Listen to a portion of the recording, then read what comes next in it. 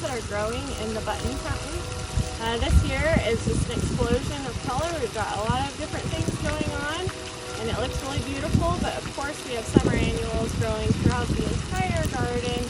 So if you haven't gotten the chance to pay a summer visit to Botanica, we're well known for our summer annuals and annuals in general. That's what sets us apart from other botanical gardens around the country, is that we have a lot of seasonal color. But this year the button fountain is just looking really beautiful, so I thought I'd point out some of the beds that are looking great and give you an idea of what kinds of plants we use, so that maybe next summer you can pick those for your garden, and just show you what we've got going on. So this bed here has been really popular. I think just because of the contrast of colors we've got going on. The dark leaf of the cannas really complements the purple flowers of the salvia, so that's why that looks good, but then that dark color bounces off the lemon coral sedums that we have as kind of our ground cover down here at the bottom.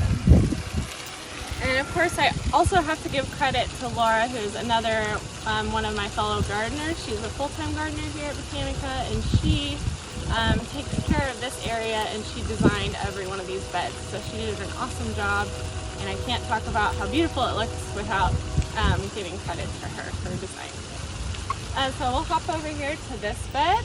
I like this bed because you can really tell the different heights that she selected, so that it naturally goes from tallest to a medium height to a lower height. And then we've got different textures going on. So we've got the really big flower of the vinca down at the bottom, and then these ruellia in the middle, which is also called Mexican petunia. They haven't started blooming yet, but they're just starting to pop, and they've got a purple petunia shaped flower. And then in the middle is king tut papyrus, which is also an aquatic plant, but you can put it in the ground, and we're using it as an annual, so it looks really pretty. It's got a really fine texture, and at the end of this bed, we've got a similar texture in the ruby grass that is at the base here, but it will also send up a really pretty pink bloom later in the summer. So those textures work really well together, and so I like this bed. Okay, so the next bed that we're going to talk about, so Laura also did a really great job designing this bed, because she's got the pink morning glory tree in the middle, which we keep as a tropical over the winter. We keep it in our greenhouse, and then when it's time for summer, we just drop it down in the ground, and once it really starts to bloom, and it will take off because it's sending up new shoots. It's got a really pretty tube-shaped pink flower, and that looks similar to the vinca that's at the base. But then also, as far as color goes, she's got the lime green contrasting with the pink vinca, which is really nice. And the lime green color just really stands out. Even if you're far away, you're just coming down the concourse, at Botanica, you can see the lime green color just popping. It looks really nice. So these two beds, this bed and the bed farther over there, are similar, and Laura keeps them very symmetrical, which is really nice, because you can see the similarities in each one, but also she makes some of the beds different. But these two are the same, which is good, because since they're so big, you could get lost if they had a lot going on, but they don't.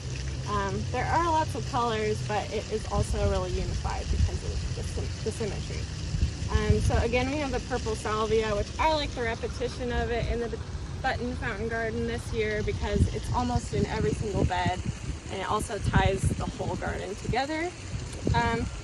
This dark colored coleus is Salsa Roja. It's from the Flamethrower series. It's a really beautiful dark red. So that one is just for foliage, and grow that for its leaf color and not for flowers, but it still makes a really good statement in the garden.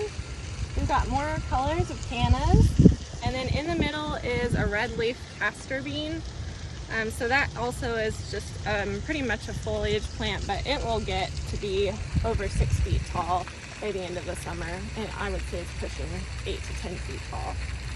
But right now in the middle of summer, it's just starting to take off, So hopefully we'll do another video at the end of summer to show you just how big it gets, because it grows fast. And we planted those from seed, so you just start with a little tiny bean in the ground, a bean sized seed in the ground, and you'll get this huge plant by the end of summer, which is really cool. And then another thing that Laura included in the bed this year was these sunflowers, and I'm not sure how big they get, but they've been like non-stop blooming since the beginning of June, and they look really pretty. Okay, and then on this bed in the middle, which is always a really favorite plant of our visitors each year, is candlebush.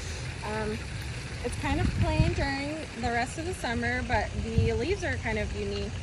But what makes it really different, at the end of the summer, towards like late August, early September, it puts out these really beautiful yellow flowers that kind of look like candelabras. That's why it's called candlebush. But you have to be patient and wait for it to grow and to bloom, because it's totally worth it by the end of the summer. So we always like to include that in the button fountain garden. Okay, and then this last bed, which is what we call the south strip. This is south of the fountain, but you've got to see this bed because it's really unique looking. And one of the reasons for that is that this is ornamental millet growing, and it's started to put out its blooms. This one's called Jade Princess, but it's absolutely beautiful. And the reason I like this bed so much is because this burgundy color ties together with the blooms of the millet, the coleus around the circle, and then the leaf color on this Caribbean copper plant.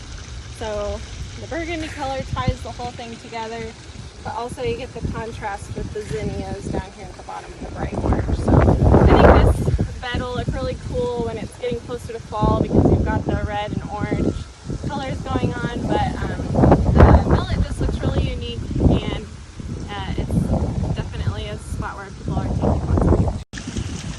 Well, I hope you enjoyed a quick little tour of our summer annuals growing in the button fountain garden, but I can talk about it all day on a video, but I hope that you would actually come to Botanica and see it for yourself.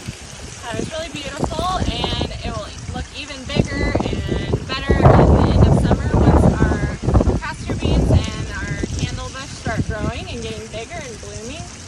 But for now, we'll see you next time for another garden